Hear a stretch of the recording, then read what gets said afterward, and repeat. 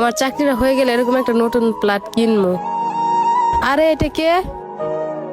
আরে এটা তো শাকিলই মনে হইতেছে। তুমি একটু দাঁড়াও, আমি আসতেছি।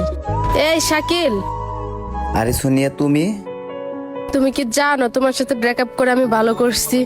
তুমি একটু কথাবার্তা সাবধানে বইলো। শাকিল, তুই তো এলাকা থেকে অনেক বড় বড় চাপা হেই করবি সেই করবি, এখন দেখি গাড়ি মুচি। ওই পিছনে দেখছিস আমার বয়ফ্রেন্ড তোর থেকে সুন্দর, অনেক স্পিড।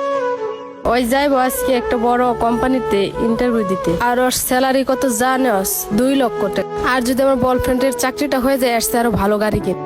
ওই গাড়ির ড্রাইভার রাখবো তোকে, তাহলে তোর আর এভাবে রাস্তাঘাটে গাড়ি আর এই গাড়ি পরিষ্কার করে যা টাকা পাস, এর চেয়ে আর বেশি টাকা তুই তো আমার এক্স বয়ফ্রেন্ড, তোর একটা দায়িত্ব আছে।